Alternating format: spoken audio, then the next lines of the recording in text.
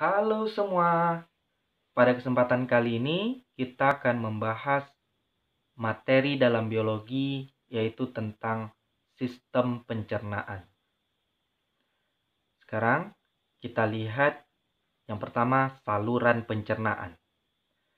Saluran pencernaan itu terdiri dari mulut, kemudian masuk ke esofagus atau kerongkongan, kemudian ke lambung, kemudian ke usus halus, selanjutnya ke usus besar, dan terakhir ke anus. Kita lihat saluran pencernaan yang pertama yaitu mulut atau oris. Di dalam mulut terjadi pencernaan secara mekanik, yaitu yang dilakukan oleh gigi dan dibantu oleh lidah.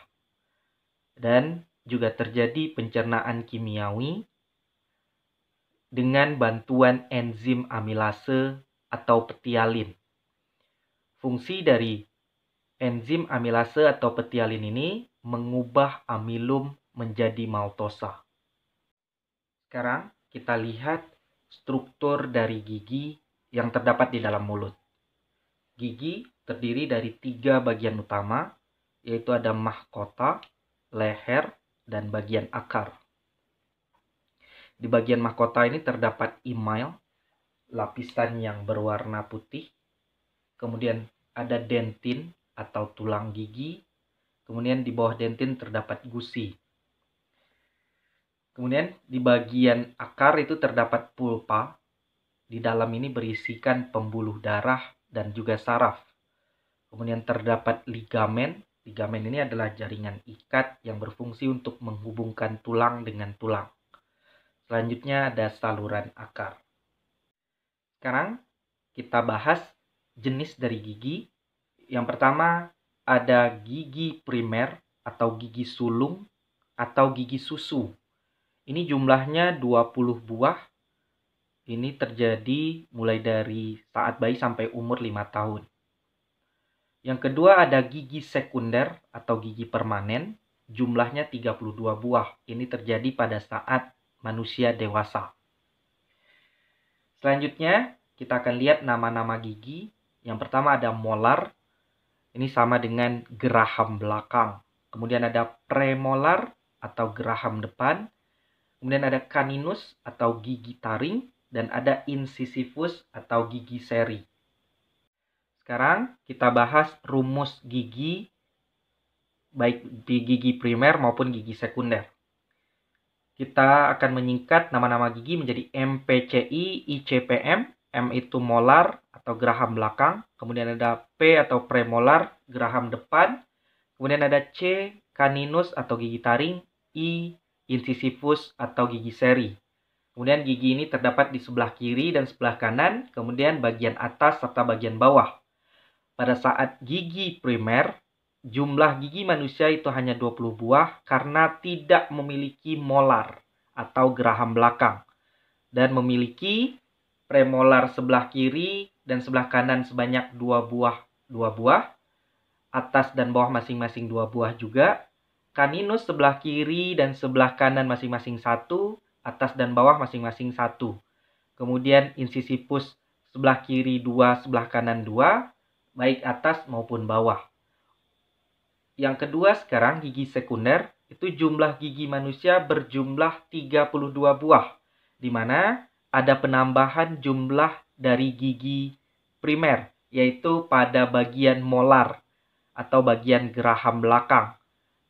Terdapat 3 bagian molar atas dan bawah sebelah kiri dan juga molar atas dan bawah sebelah kanan. Jadi jumlahnya total 32 buah. Selanjutnya, di dalam mulut itu terdapat lidah. Di bagian lidah ini akan terdapat kelenjar ludah atau saliva yang akan menghasilkan air ludah. Air ludah itu berfungsi sebagai antibakteri, kemudian penghasil enzim petialin. Nah, letak dari kelenjar ludah yang akan menghasilkan air ludah, itu yang pertama ada kelenjar parotid yang merupakan kelenjar terbesar. Letaknya di depan telinga. Kemudian yang kedua ada kelenjar submandibula. Ini letaknya di rahang bawah. Kemudian ada kelenjar sublingualis. Ini terletak di bawah lidah. Selanjutnya, saluran pencernaan yang kedua yaitu kerongkongan atau esofagus. Di bagian ini tidak terjadi pencernaan, tapi terjadi gerak peristaltik, yaitu gerak mendorong makanan oleh otot-otot yang ada di kerongkongan supaya makanan menuju ke lambung. Saluran pencernaan yang ketiga yaitu lambung atau ventriculus. Lambung ini terdiri dari 4 bagian utama. Yang pertama ada kardia, yaitu bagian yang berbatasan dengan esofagus.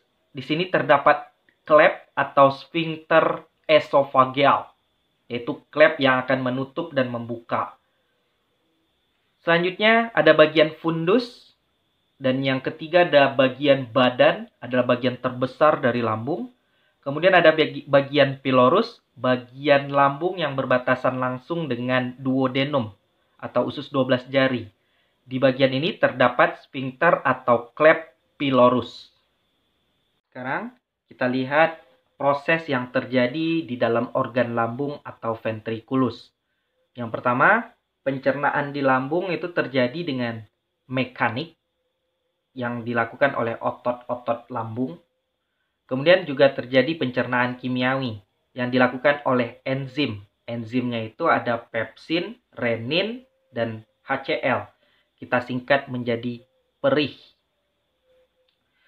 Di lambung juga terdapat hormon gastrin yang berfungsi untuk mengeluarkan getah lambung. Getah lambung itu adalah enzim yang 3 tadi, yaitu pepsin, renin, dan HCl. Di lambung, ini terjadi pencernaan protein. Yang pertama, pepsinogen itu diaktifkan dulu oleh HCl menjadi pepsin. Selanjutnya, protein akan diubah menjadi pepton oleh enzim pepsin. Dan terjadi juga pengubahan kaseinogen atau protein susu oleh renin menjadi kasein. Sekarang kita bahas saluran pencernaan yang keempat, yaitu usus halus atau intestinum tenue. Di usus halus itu hanya terjadi pencernaan secara kimiawi. Pencernaan ini dibantu oleh enzim yang berasal dari usus halus itu sendiri, kemudian enzim yang berasal dari pankreas, kemudian dibantu oleh cairan empedu yang berasal dari hati. Sebelumnya kita tahu bahwa pH makanan pada lambung itu bersifat asam karena berfungsi untuk membunuh bakteri. Kemudian masuk ke dalam usus halus, itu makanan akan berubah menjadi pH basa. Ini dikarenakan oleh zat NaHCO3 yang dihasilkan oleh pankreas. Usus halus itu memiliki 3 bagian utama. Yang pertama ada duodenum atau usus 12 jari. Di sini terjadi pencernaan kimiawi makanan yang dibantu oleh enzim-enzim tadi yang berasal dari usus halus, kemudian dari pankreas. Selanjutnya ada bagian jejunum atau usus kosong, dan bagian yang ketiga ada ileum atau usus penyerapan.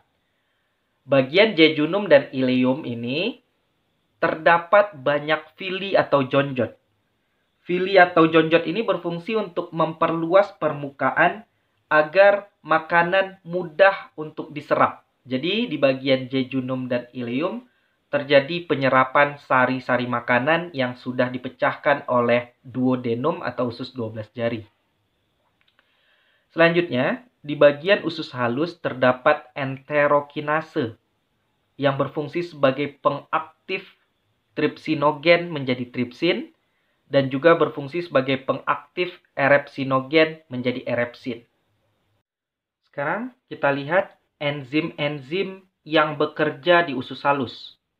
Yang pertama kita lihat jenis pencernaannya yaitu karbohidrat. Enzimnya ada enzim amilase. Ini sumbernya dari pankreas. Ini aksinya itu berupa pengubahan amilum menjadi maltosa. Kemudian pencernaan karbohidrat juga dilakukan oleh enzim sukrase, maltase, dan laktase yang berasal dari usus halus. Sukrase itu berfungsi untuk mengubah sukrosa menjadi glukosa dan fruktosa. Selanjutnya maltase itu berfungsi untuk mengubah maltosa menjadi glukosa dan glukosa. Selanjutnya, laktase berfungsi untuk mengubah laktosa menjadi glukosa dan galaktosa. Enzim sukrase, maltase, dan laktase disebut juga dengan disakarase, yaitu mengubah disakarida. Selanjutnya, jenis pencernaan lemak. Ini dilakukan oleh enzim lipase atau nama lainnya steapsin, berasal dari pankreas. Kemudian juga ada lipase yang berasal dari usus halus.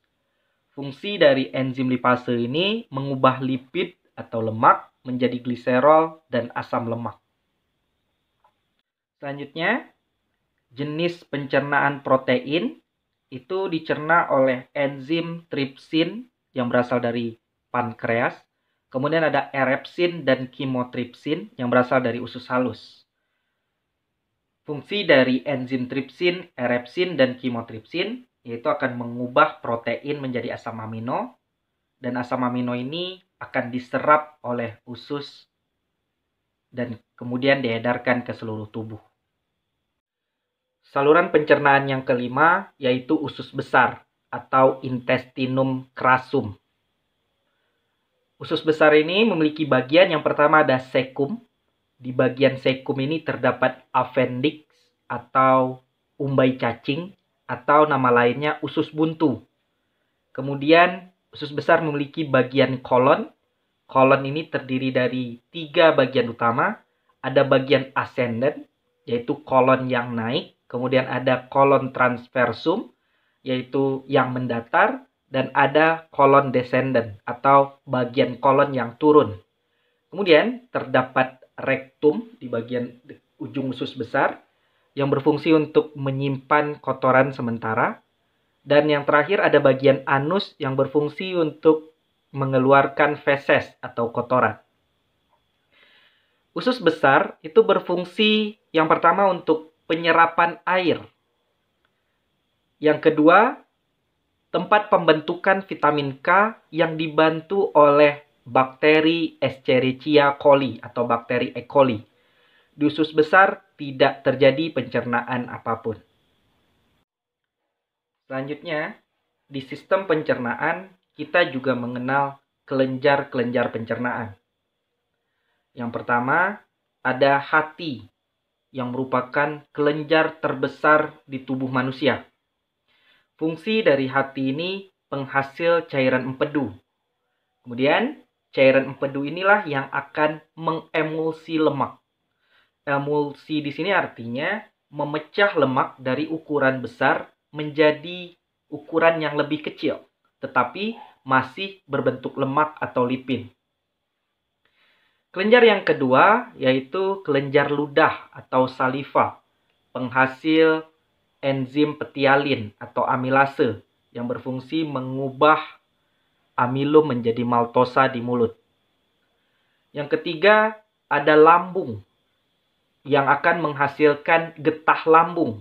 Getah lambung ini berisi enzim-enzim berupa pepsin, renin, dan HCl yang kita singkat dengan perih. Yang keempat ada kelenjar Lieberkühn. Terdapat di usus halus. Ini berfungsi untuk mengeluarkan getah usus. Getah usus itu berisikan enterokinase yang berfungsi sebagai pengaktif tripsinogen menjadi tripsin, serta pengaktif erepsinogen menjadi erepsin.